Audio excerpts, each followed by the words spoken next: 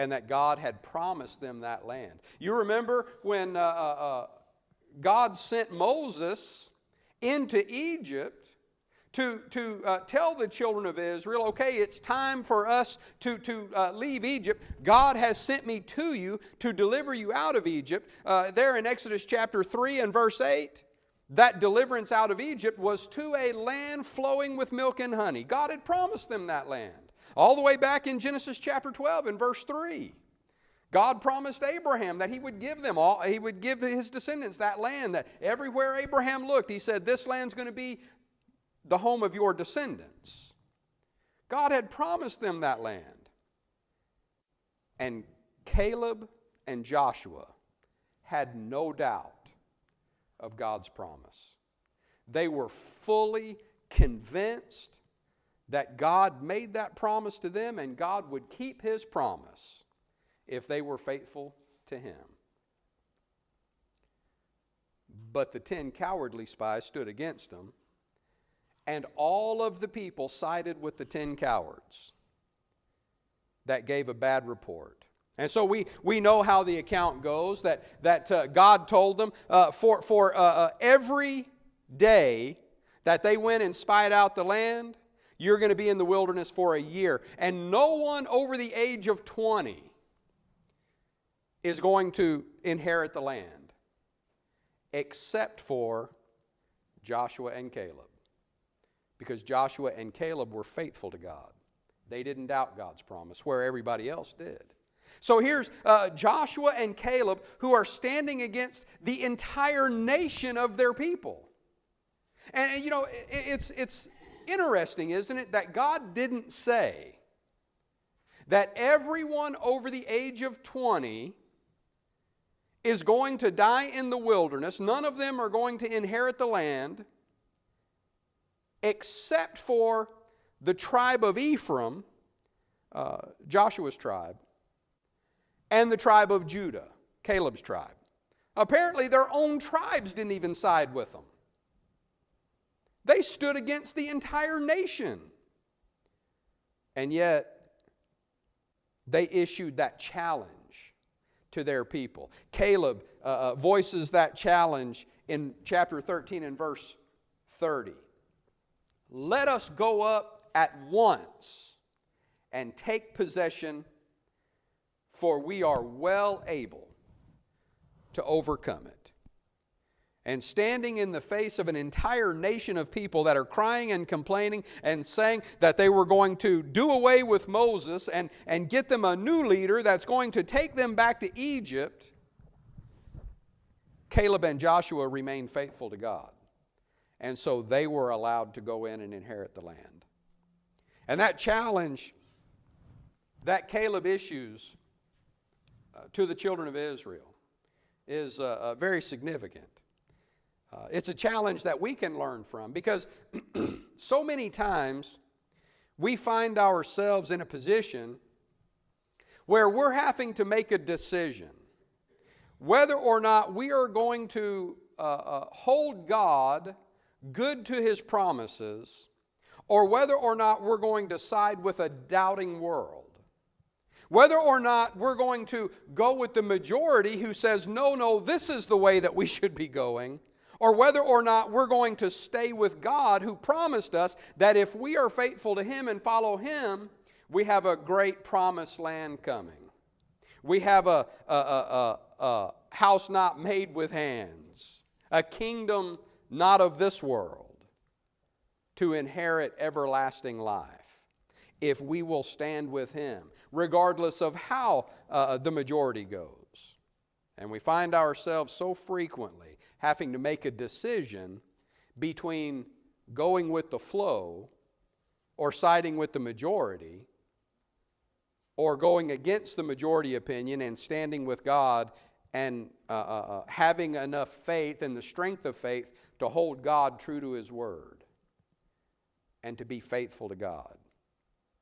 So we can learn a lot from Caleb's challenge to his people.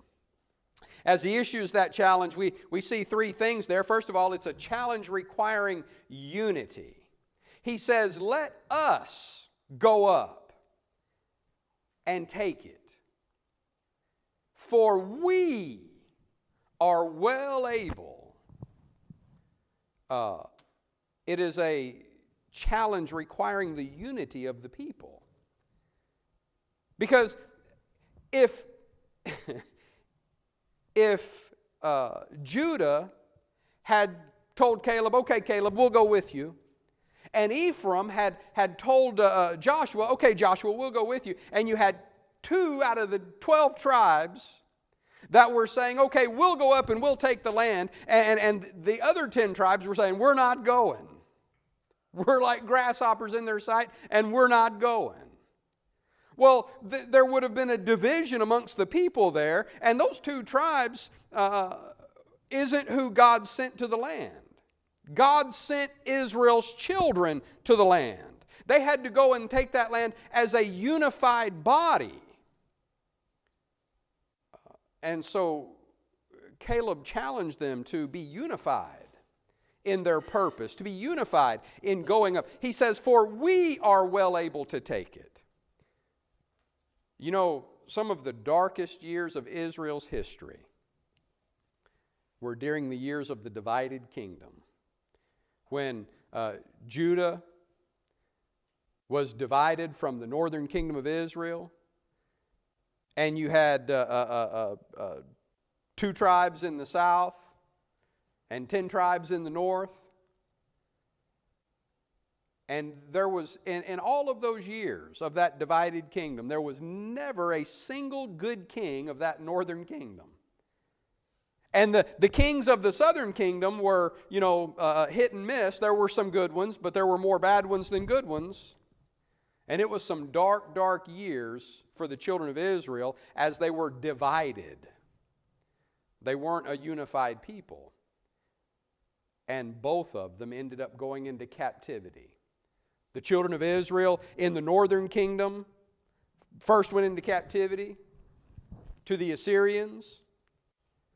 And then the southern kingdom of Judah went into captivity to the Babylonians. And when they came back out of captivity, the prophet Ezekiel prophesied that when they came back out of captivity, they would come back, not the divided kingdom that went into captivity, but the united kingdom. Back the way that God intended them to be, a united people.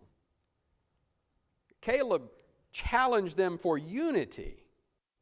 And you know that all of those people out there that were murmuring and complaining and saying, we might as well just turn around and go back to Egypt. And here's Caleb saying, no, let's come together and go up there and take that land. If we go up there together as God's united people, we will take that land. God promised it to us, and we will take that land.